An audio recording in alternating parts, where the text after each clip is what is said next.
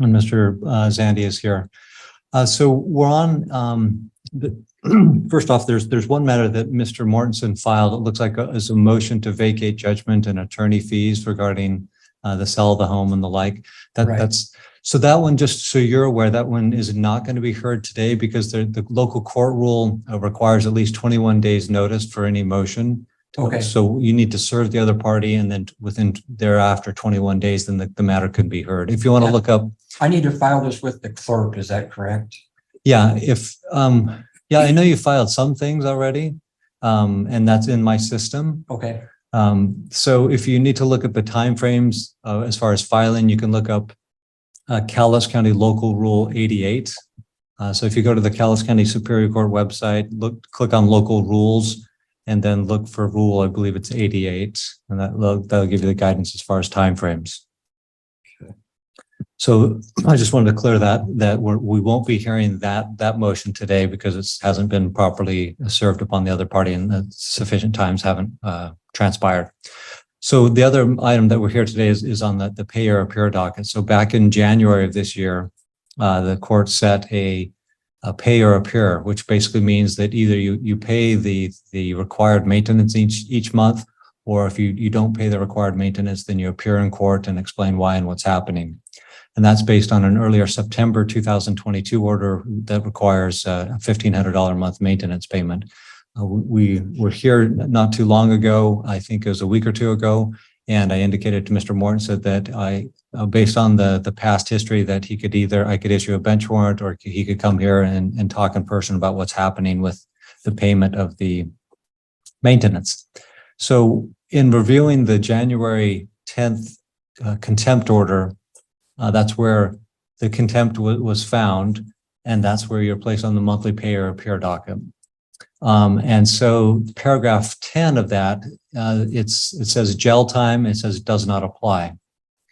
So because of that, I was concerned that there may not be full notice to you that the jail time's on the table. I think it is. We've talked about it. We talked about it last time we were here about a bench warrant or come here. But because that paragraph 10 said jail time does not apply, I'm giving you notice here that jail time is officially on the table, and that it can apply. Because you are facing the potential for the loss of liberty, you're facing jail time for failure to follow that September 2022 maintenance order. You do have the right to have an attorney to represent you and help you through that process. And if you're not in a position to hire one, I'll appoint one at no cost to you. So do you want me to appoint an attorney? Do you want to hire an attorney? I'm going to have you appoint me an attorney. Okay, I'll do that. I'll appoint a member of the Office of Public Defense. Before you leave here today, we'll give you a piece of paper that has their phone number on it, so you can be in touch with them. We'll notify them that they've been appointed so they can represent you. And so my plan is I won't be here next week, but I want to set it to 2 weeks from today to August 15th at 9 a.m. to review with the attorney present to determine if you go to jail for contempt for failure to pay maintenance. My plan was today, I invited the deputy to be here today because my plan was to put you in jail today. But I thought a better course would be to give you full notice and because that order said jail time does not apply, I'm hereby notifying you that jail time is a potentiality. And jail time is because a contempt, the whole purpose of a contempt is to encourage a person to comply. And when we try things that don't work, and then eventually, kind of the big one on the table is jail time. And if that doesn't work, I'm not sure what does, but it's an encouragement or a tool to ensure that people are following that. So that's kind of the plan at this point. So we'll make sure you have that phone number, and then I'll just hear from Mr. Zandy if he has any comments. No, I don't believe I do, Your Honor. I would just ask, I've been looking through Ms. Bliss's orders. What was the date of that order you're looking at for the contempt about the jail time? January 10th, 2023 is the contempt order. And that's okay. The one, it's placed it on the pay or appear docket that's the source of that also. Okay. And then Mr. Morrison. No, thank you for that clarification. I don't have anything else to offer, Judge. Okay. Mr. Mortensen, do you have any questions? So as far as the pay or appear, all the paperwork that was sent, sealed financial source documents and all that, I'm gonna need to get that to the appointed attorney. It needs to go to the opposing counsel. So Ms. It Bliss. has, Okay, so that's where it needs to go. And if it's already gone there, then you just need to file a document called a return of service or a declaration of service or affidavit of service that indicates that you've served those documents on the other side, and then file that declaration or that affidavit. okay. Any other questions? I think that's it. Okay, let me find that document that has the phone number of the attorney. And that the date of the next hearing is August 19th, 15th, 2 weeks from today. 15th. And it'll be at 9 a.m. Our efforts today. I'll make sure that before you leave, I'll just pull it up here in a second and give you that phone number. Any last items or questions? This, the August 15th, that's going to be up here in person. Yes. Okay. Correct. All right. So if you have a phone number or a pen ready, I'll give you the phone number to the Office of Public Defense, and I'll give you their address also. So let them know that the court's appointed them to represent you, and they can get you set up with an attorney. Okay. Okay. All right. Thank you. There he is. Okay. Great. Thanks. Thank you. Appreciate that. That'll conclude that matter. All right. So on the Marsh Swingle matter, there was a presentation, a proposed order has been filed, and there's been objections filed to the same. So I'm just curious if there's any remaining ones that need to be sorted out. It looks like paragraph 7, the correction of the child's age. I'm assuming that's been rectified. And then paragraph 5 related to decision making, and then paragraph 8B related to specific dates for visits, and then paragraph 14 related to the app. So Mr. Zandy, I'll hear from you. Those are the objections you filed. That's correct, Judge. I'll start on paragraph 5, which is the decision making. And again, this is a case that the court is well aware of. This is one where Mr. Swingle has been largely absent, from this child's life for various reasons for several years. I don't think there's ever been any dispute that my client has made all the decisions for the child. I don't think there's any dispute that there's a distance between the parties' residence. Mr. Currently lives in Central Washington. My client is in Cowlitz County. And given a lot of the factors and limiting factors of 191, again, we think it is necessary and very appropriate that my client maintain the sole decision-making custom that she has had since this child was very young. Again, the child's been in counseling. The child has been exclusively accompanied by my client to doctor's appointments and school and the like. And for now, we're asking that sole decision-making joint decision-making be sole to my client, given the history of events and the other factors in this case, which again are all supported by statute. Thank you, Ms. Hogue. Well, Your Honor, as you know from seeing this case so many times, my client's made a great deal of progress here. He's actually now finally having in-person visits. What we're looking at really is if changing the status quo. So the decisions that Ms. Marsh has made up to this point stay in place. If she wants to change something or my client wants to, they would have to make an agreement on that. But I don't think there are any real changes contemplated. He just is very anxious to get involved in the child's life, which includes the decision making. And the difficulties here are much more between the parties than related to the child. So he would just thinks that it's appropriate now. We've been in this case for over 2 years, that he have an opportunity to parent the child, and joint decision making is part of that. Great, thank you. I think given the distance and also the 191 factors, and also, obviously in this divorce situation, it's been difficult for the parties to communicate and the like, and that's part of the decision making that needs to occur. So I think I am going to award sole decision making to Ms. Marsh. So the order should reflect that. And Your Honor, could we revisit that in December at our review hearing? Mr. Zandy? A temporary order, we can always come back and revisit things. But again, I would remind the court that come December, Mr. Swingle, although he's getting visitation, it's still rather limited. I don't have a problem with reserving that and coming back and looking at that in December. But for now, for the next several months, my client, I think it's appropriate making as she's had since this child was very young. So I'll leave that up to the court's discretion, but that's my 2 cents. Thanks. Yeah, I think it's fine to review it when we come back on the December day. I think that's appropriate. So Then- you're right. Yeah. Then what I would ask, I'm sorry to interrupt. ahead. My client hasn't been informed of things like the child was moved from public school to home schooling at some point recently. If he could just be given notice of any changes that are made, so he's up to date on what's going on with the child, not part of the decision making, but at least told when things, if a doctor changes or a school situation, if he could just be notified of that within a reasonable amount of time.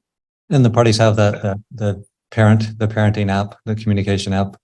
Well, currently. you ordered Family Wizard, which my client was getting ready to purchase, and then Mr. Zandy could speak to this, but I think his client chose a different app, and my client wants Family Wizard, so Okay. we can come back to that if you like. But yes, they do. They will have a mode of communication. Okay. Then as far as notice provisions, Mr. Zandy. I think that's appropriate. I think that should happen in most cases. I think this certainly falls under that umbrella. I have no opposition to providing that information as it becomes available to me, not to Ms. Hope. And again, they can communicate. I mean, and I think that the Talking Parents app is what council's referencing. That's what my client has signed up for. She's awaiting simply Mr. Swingle to start his account. I'm not sure what the hang up is. There's the Talking Parents app. There's the Our Family Wizard. There's these different ones.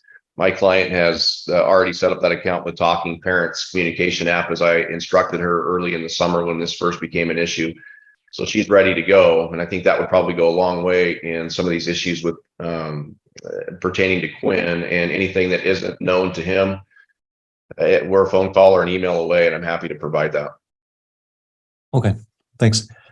All right. So as far as the revision of that proposed order, if there wants to be inclusion of, providing notice to the other parent regarding any changes involving the child, whether that's education or medical or what have you, just get notice. I think it goes a long ways to build trust. So that should be included. And then just let's pause on the parenting app for a bit and just talk about paragraph 8B. That's where I think we specified some dates to occur, but I don't think we gave specific dates for those visitations in phase 3. And so there are some proposed dates and some dates that worked better for one party than the other. So I'm not sure if the parties have talked about that, have come to a resolution, whether it's going to be the 7th, 21st, 4th, and 8th of October, 18th October of November, or the 14th, 28th, 11th, and 25th of October and November. Mr. Zandy? Yeah, and again, I think this just kind of dovetails with the issue of phase 2. So if you look at phase 2 with the 4 alternating weekends, this just kind of maintains that pattern. It also addresses some of the functions involving the child over the course of the fall months. And again, that's related to the appointments, weekend plans, and the like that Quinn will enjoy.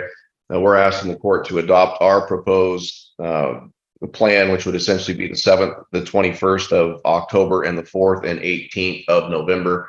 Also doesn't interfere with the Thanksgiving holiday and the like. I think that was the court's intent. I would agree that we didn't specify necessarily dates in that manner. But again, I think given where we're at from phase 2 to phase 3, that again keeps that continuity that I think the court had intended with those visits. Then that puts us right up until the review hearing in early December, so we can hopefully springboard from there. Thank you. Ms. Hoke? Your Honor, I have no objection to changing them, just so long as my client doesn't miss time with the child. So as long as they're alternating weeks, that's fine with me. Okay. Yeah, I'm fine with that. The phase 3 to be the 7th of October, the 21st of October, and the 11th of November, the 4th of November and the 18th of November. I'm fine with those dates. Thank you, Your Honor. Yeah, and then the last one, paragraph 14, related to the parenting app, the communication app. So I guess here's my take on this. If the parties can agree on a particular parenting app, I don't want to endorse one product over another product. So if the parties can agree on one, great. If not, I have maybe more familiarity with Our Family Wizard, so I feel more comfortable with that. So if there's a dispute, then that would be the default. Any comments from the parties? Oh, my client just wanted to follow the order, and I told him to do the Family Wizard. He also researched them and thought that was a better program, but he'll follow whatever order the court makes in that regard, Your Honor. Mr. Zandy? Well, and I think the only, and again, I haven't, this is not coming directly from my client. This is coming from my experience with the two. My understanding of Talking Parents app is you sign up for it. You pay your fee for that, whatever that fee is, and you're kind of locked into it. I think beyond that, it's 6 of one, half a dozen of the other. They're very comparable and similar. So I think it just comes down to a practicality argument from our perspective of she's already signed up, she's already paid whatever fees are probably associated with that, and just prefers the Talking Parents app as she's kind of set up for that and it's ready to go. I have not looked specifically at either the pros and cons. I think they're very comparable and similar. And I would agree with Your Honor. I think typically we do see that Our Family Wizard, but frankly, from my standpoint, that's easier to remember than Talking Parents apps. And there's various other ones that, the names escape me because they all somewhat sound familiar or similar. So that's kind of our take on that. My client did request that we keep the Talking Parents app, I think simply because that's already been signed up for and accounted for and the plan's already set. Thanks. Ms. Hoke? Whatever your honor orders, we just need to get it going. So I can't be so worried about the apparatuses, again, about the communication. Sure. Yeah. It's the communication, not necessarily the means. So yeah, I think we'll go with that. If the parties can agree, it sounds like the mother's already signed up for the one app. If the parties can't agree, then after the communication of the competing interests are shared, then if there's not resolution, that'll be Our Family Wizard. Fair enough. Thank you, Your Honor. I believe that's all. Yeah, and let me just touch base with the parties. There was just the one revision that will occur to 8B, which changes the dates. This decision-making, that'll be changed. The age of the child will be changed, and then added language to paragraph 14. And so who's going to be the lucky one to draft that up? Ms. Hoke, since you did the proposed, would you be willing to make those amendments on that? And Yes, then I would, Your Honor. I would be happy with that. Okay, that'd be great. I'll be out for a week, so I wouldn't be able to get it to Mr. Zanti until late next week, but I think you're gone next Monday or Tuesday. Right. So we could set it for the 15th, and if the parties have signed off, we can just strike it. Okay, great. Okay, great. Thank So you. Val, 15th, I was here I know, earlier. There thank she you. is. She represents Mr. Day. Tyson Llewellyn. And I'll ask if Tyson Llewellyn, are you on the line today? Yes, I am. Okay, welcome to you. Welcome to Ms. Dow.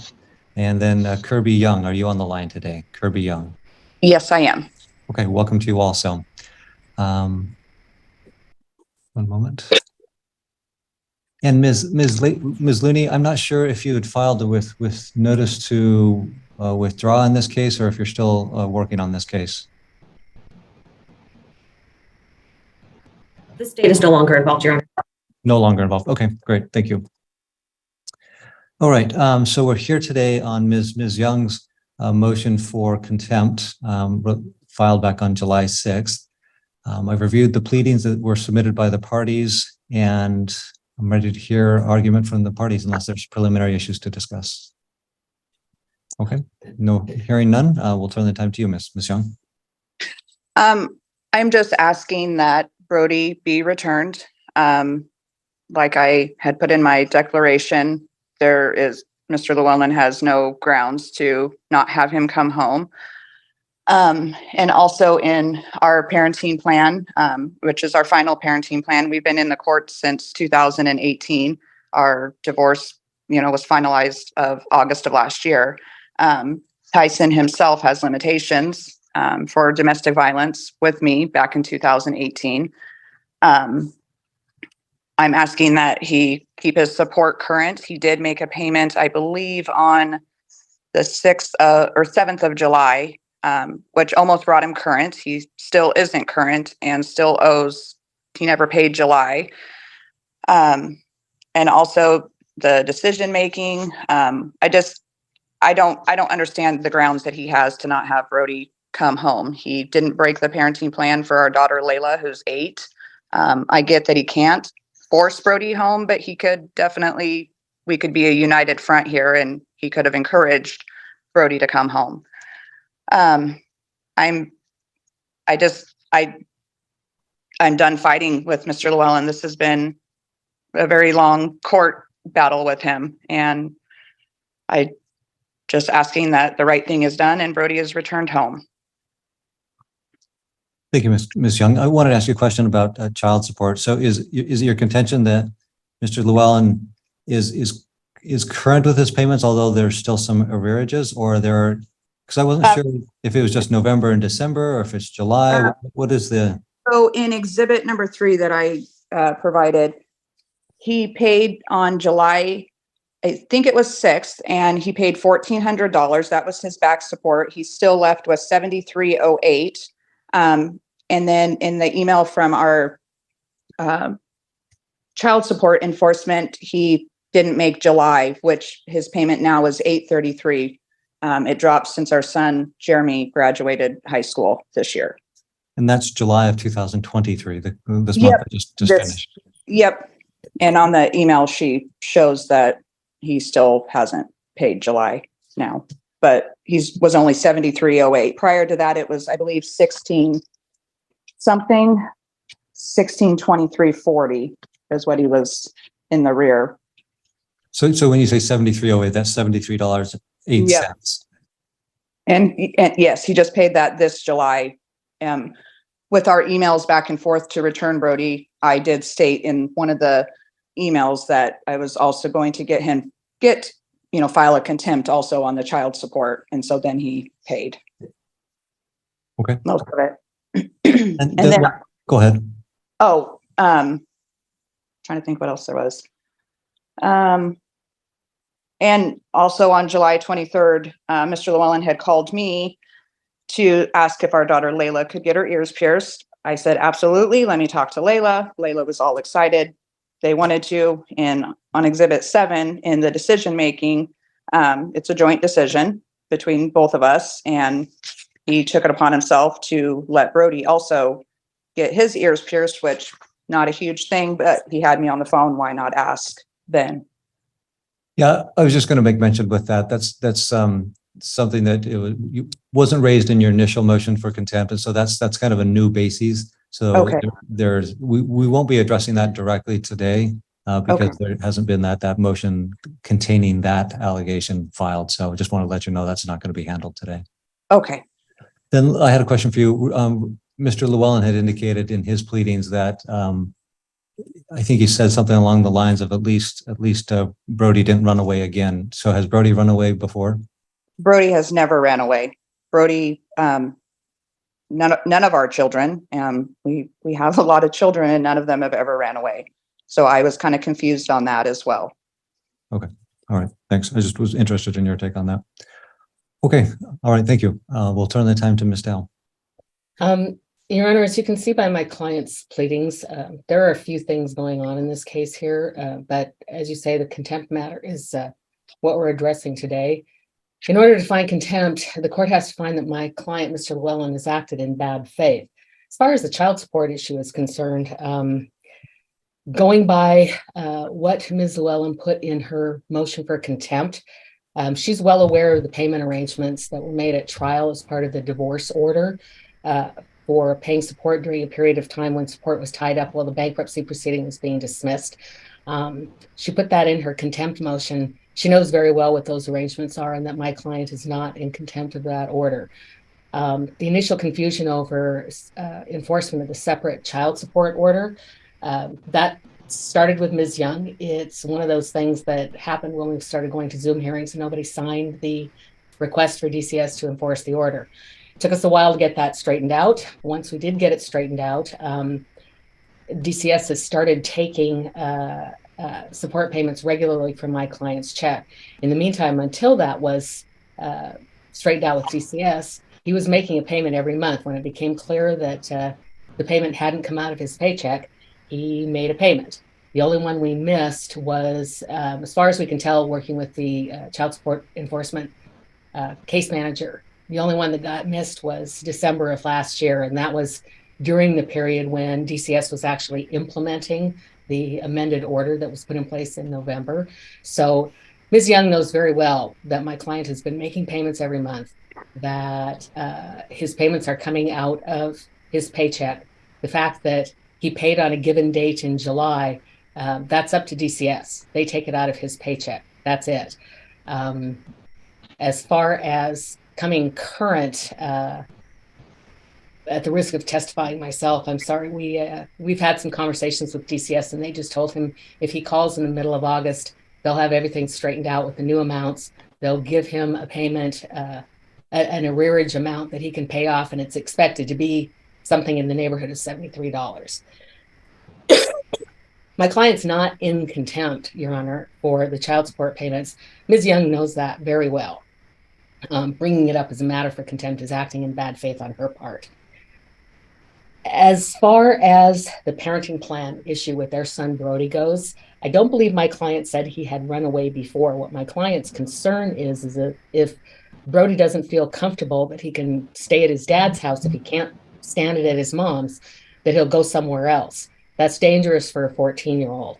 And as you read in my client's declaration, things are pretty much in a state of upheaval at his mother's at the moment. The child is 14 years old. He's bigger than his dad is. His dad can't physically force him to go. His dad has been talking to him about this. They talk about it almost every day. As my client stated in his declaration, things in their living situation are also not just Ms. Kirby's personal relationships, but the living circumstances are kind of coming apart. The home went into foreclosure.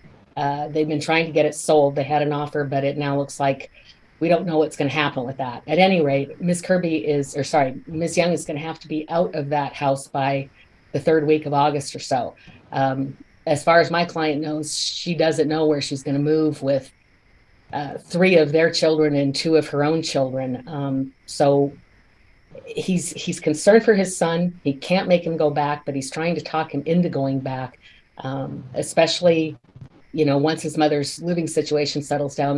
There's no reason for him not to live with her unless we come back to the court for some of the other reasons for things going on here. We can address that at another time. But in the meantime, Your Honor, my client is just acting to keep his son safe. He's talking to him about going back to his mom's. He's working on it. He's not deliberately keeping his son from his mother. He asks him every day if he'll just call his mom. But again, he can't make him. So in this instance, he's only acting to keep his son safe, Your Honor. And if we can get this straightened out, the child will either go back to Ms. Young's home, or we'll have a modification action in place. Okay, thank you. Can I ask your client's perspective on what has he done to encourage, to pressure, to entice his son to follow the parenting plan, which is the father and mother's obligation to follow? I think my client can answer that. We've talked about it quite a lot. Mr. Llewellyn? Yeah, no, I talked to him almost every day, ask him if he wants to go back. Can you go back? You know, we should go talk to your mom. Have you talked to your mom today? And he just out and out says that he does not want to go back. He's afraid of what's going to happen to him when he goes back. And he just absolutely does not want to go back. Okay. Does he have a cell phone? He does have a cell phone. Does he have friends? He does have friends. Have you talked about using either of those as leverage? No. Why not? Have I not, or has he? I'm sorry. Oh, pardon me.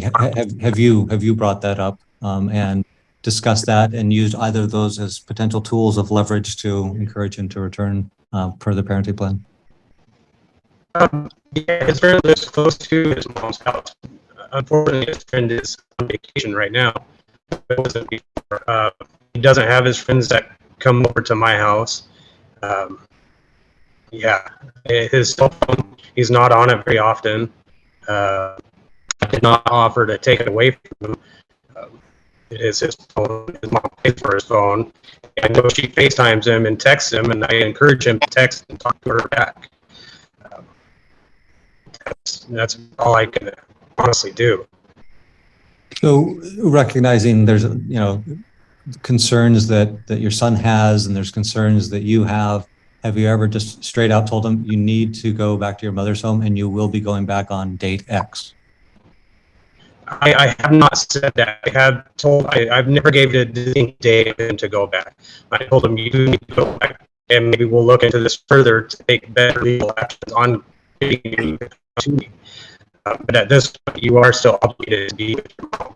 And he says, Dad, I want to go back to mom's. I'm afraid what's going to happen when I go back to mom's now. And he goes, I think that I want to stay there at her house. He goes, it's chaotic. He goes, it's stressful being there all the time. Thank you. Ms. Dow, any further comment? Your Honor, I would just reiterate that my client is trying to do what's best for his child and meet the obligations of the court's order at the same time. This is not a situation where he can physically force the child, but he is trying to get him calmed down, get him into a headspace where he can go back and stay at his mother's as the court has ordered. Okay. All right. Thank you. All right. So as far as the motion for contempt, it sounds like it was somewhat a stressful time since with payments not coming in, and then there was also the confusion related to the payment and other things that were swirling around there. So it was certainly a time of confusion. There were certainly that imposed pressures upon Ms. Young and payments and during the holiday season.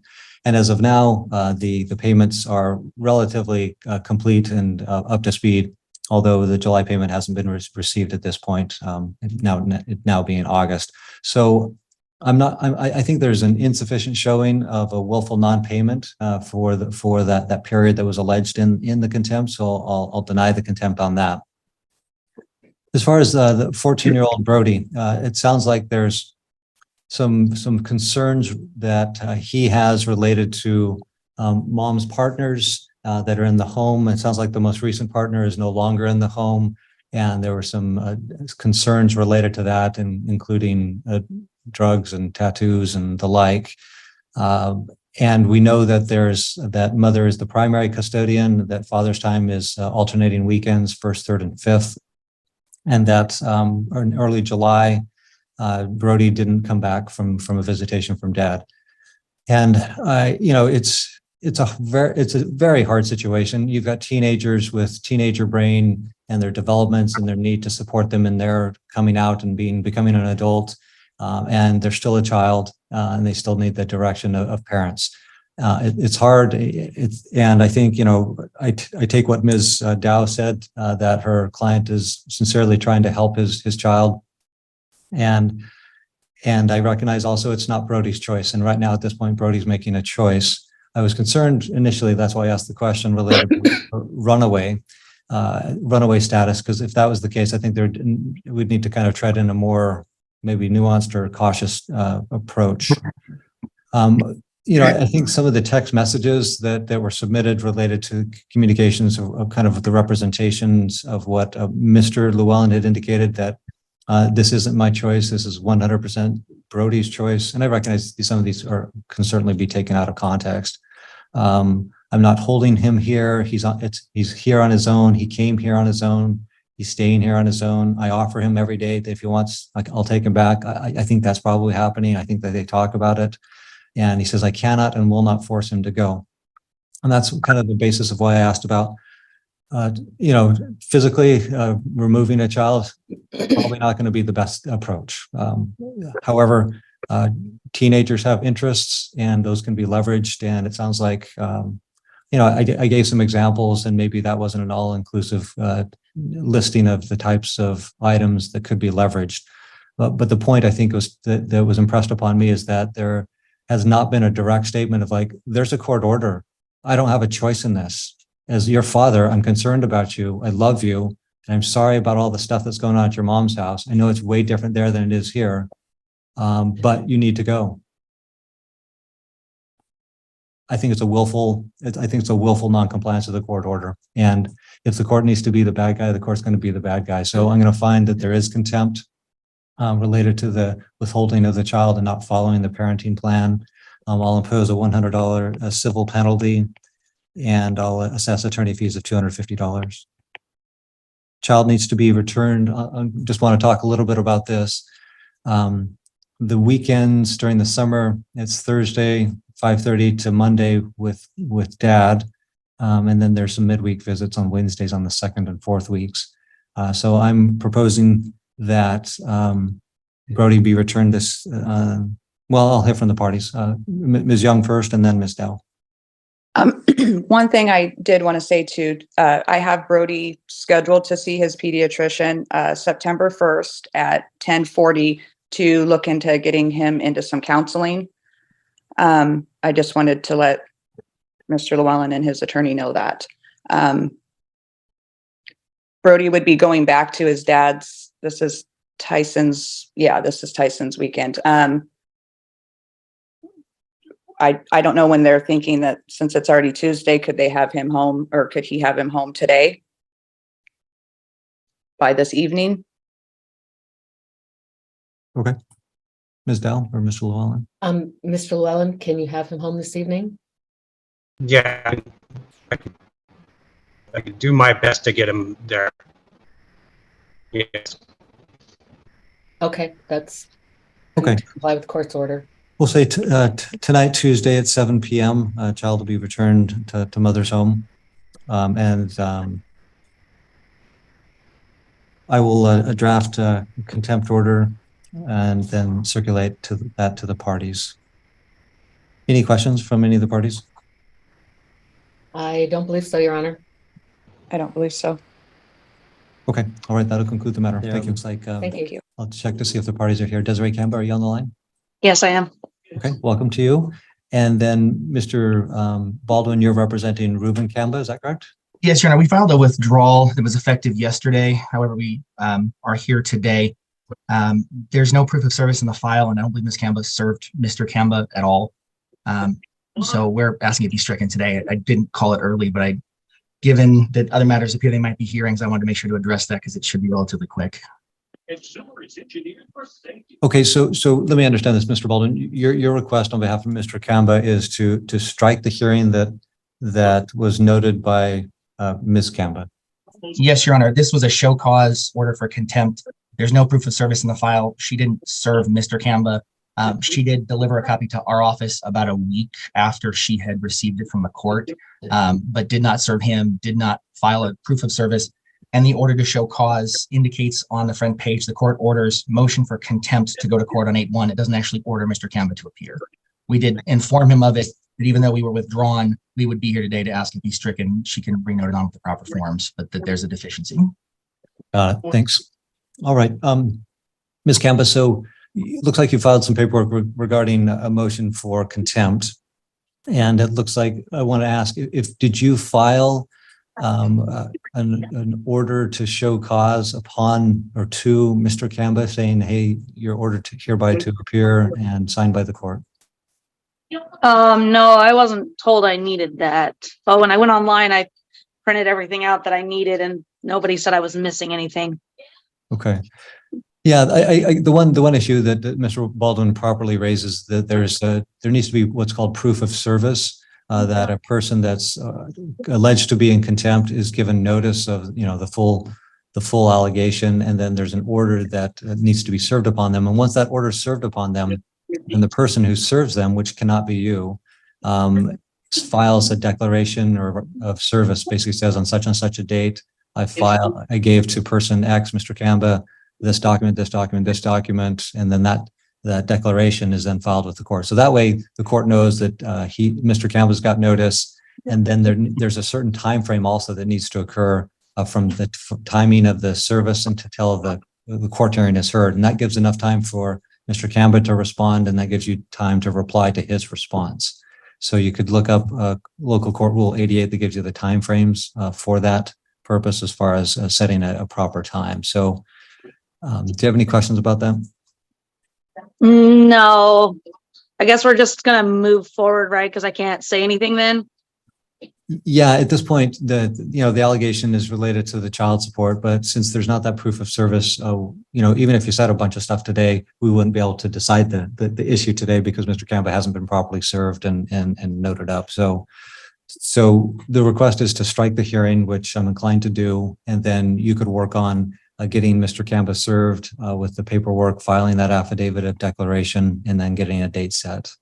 Okay, so can I put him in contempt for 2 months then? Can I do that? Because then it would be back from July and June? Or do I just do one at a time? You can whatever you desire. You can do whatever you feel that whatever you feel the contempt is, you can put that in writing, and then he can respond to it. Okay, one more thing. Is Baldwin a part of this now or is he leaving? He filed a notice that effective July 31st, he's withdrawn. He looks like he's making a courtesy appearance today, but he's no longer representing as of July 31st, Mr. Kamba. Okay. So that's where we're at. So we'll strike it and then we'll leave it to you. If you want to pursue the contempt, then you can go ahead and make sure you follow all those proper steps with notice and the declaration. Oh, I will. I'll be back. All right. Thank you, Judge. Thanks for today. Jolene Fowler and Corey Reed, That's my only matter. 67208. There we have Ms. Cotto joins us on the line. And then Ms. Fowler, are you on the line? Jolene Fowler. I don't see her. She wasn't here earlier when I called the case. Any communication, Ms. Cotto, from Ms. Fowler today about her appearance? Or no, she did serve me with some answers. They're incomplete. I don't know if the court Judge Warning made an order, so I did not submit an order to this court because I've got to go through the gyrations of getting it heard before him. So my question for the court is, would it be easier just to have him review it when I have him do the presentation, or? Yeah, you know, the order, he imposed $1,000 of attorney fees and basically said that if you don't get the illegible stuff to Ms. Cotto and have complete answers, then you'll likely be facing another $1,000 attorney fee imposition. There was a lot of answers, Your Honor, that were incomplete, or she did not date it. It was in pen this time instead of color crayon or a colored pencil, which was a little easier to read. The only problem was a lot of the request for reductions is I've already submitted it and she has not. So I don't know how the court wants to deal with that. Even if she submitted it in previous filings, when you ask for it in discovery, it needs to be included in discovery. It was not. I have only gotten what I filed and just regurgitation of my previous filing. So in the respect that she didn't answer a lot of the questions, but she's now in the confidential program, so she doesn't have to answer that. And I'm not saying that's the part that's not answered. It was request for information in regards to the child's Social Security. I can't get that. I can't even get the child's Social Security number. So I would submit to the court, and I don't know if the court wants a copy of what she answered, but she has not answered the questions. Yeah, I think from the court's vantage point, knowing what was requested and what has been supplied, and if there's any shortfalls or incomplete answers, having that clear picture is really important for this court. So as far as the prior order of Judge Warning, I guess you could work on scheduling that and getting it scheduled in front of him on a presentation docket. Okay. And then as far as today's hearing, Ms. Fowler was given notice, she was present at the last hearing, that we would be reviewing it today and the possibility of additional motivators, if you will, to comply would be heard, and she's not here. I'll double check with the court clerk to see if she's maybe heard from Ms. Fowler or had any contact or information from her. And Your Honor, one thing is she delivered these late yesterday, so I wouldn't have been able to get anything to the court. I'm looking at the time. It was mid-afternoon, I believe, is when I received it at my office. So I couldn't have gotten anything to Your Honor anyway by today. Okay. Yeah, and the document that I was handed, apparently this was filed last night, was a Heritage Bank statements. I hope they're filed under sealed. Yeah, I don't know how they've been filed. Because these are my client's bank statements. Is what she handed me was the bank statements. Yeah. So one of the things I would ask of the court is if they are not sealed, to get, I would be more than happy to do the cover sheet, but I just don't want my client's bank account number floating around in general. Sure. Madam Clerk, if Ms. Cotto were to supply a cover sheet, I don't know how that works. If she's not the one that filed them, if we can add a cover sheet and put them in a sealed without the request of the filer. Typically, we would contact Ms. Fowler and tell her that they need to be sealed. Okay. But I can check with Stacy. Yeah, my preference would be that that they would be sealed and that a cover sheet be provided by Ms. Cotto to the clerk's office. So upon hopefully we get that approval from Ms. Michael Bust, that upon Ms. Cotto providing that cover sheet, that they would be sealed. Okay, that I appreciate that. Thank you, Your Honor. And so I think what I would like to do then with this is she hasn't complied, but I can supply the court with under sealed what she had. I'll just go through and see if anything needs to be sealed, but supply the court with what she has supplied or did not supply again. Okay. So I'm going to assess attorney fees. Ms. Cotto is present here today. I'll impose $250 of attorney fees for today's appearance. I'm not sure where Ms. Fowler is. She was here last time. I know she filed some new information that she'll probably note up at some point, but that we're not hearing that today. So we were here on the 18th of July, it looks like. That's correct, in front of Judge Warning. Ms. Fowler filed stuff that actually has never been served on my office. So I only found it because I was looking to see if anything else had been served. Gotcha. Okay. Or filed. So Ms. Cotto, proceeding, for the next review hearing, since Ms. Fowler is not here, she's absented herself, and I don't know if she's, ill or if she's, in a hospital. I don't know. I don't know if she's choosing not to be here. But I am imposing the $250 of attorney fees that she needs to pay to Ms. Cotto's or Mr. Fowler. So next steps is one, choose a date to review what's been filed and what's absent as far as the answers, and then giving notice to Ms. Fowler. What I would suggest to the court is maybe 2 weeks. I can get that out to Ms. Fowler because I have this confidential address. Okay. I'll get it out to her as soon as possible, along with the proposed order. And what I'll prepare for the court is I will file the documents along with a attorney statement as to what's necessary. There's a lot missing, but given the facts of this case, I'm not as concerned about that, but there's some stuff I'm very concerned about that I can't get. Okay. All right. So that sounds fine. Thank you for that. So we'll set this matter over to August 15th at 9 a.m. Ms. Cotto will provide a docket notice to Ms. Reed and the corresponding documents related to the answers and affidavit supporting the same. And we'll see everybody on the 15th at 9 a.m. Representing Mr. Thank you, Your Miller. Honor. Great. And is Mr. Miller joining us today? He is not, Your Honor. Great. Thank you. Welcome to you, Ms. Holder. And Ms. Mesquita, can you hear me? Yeah, I can hear you. All right, very good. Welcome to you also. Today we're noted up for a hearing. Pardon me. Let me just get my notes here. We're here on a motion related to Mr. Miller's motion related to child support. And so let me just double check with Ms. Miller.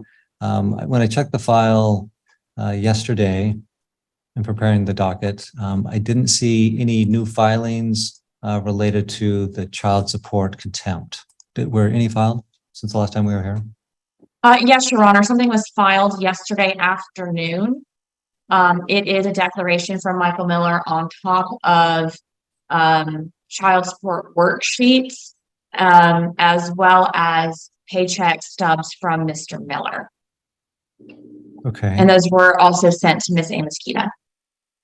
All right. So that was yesterday that they were filed, you said?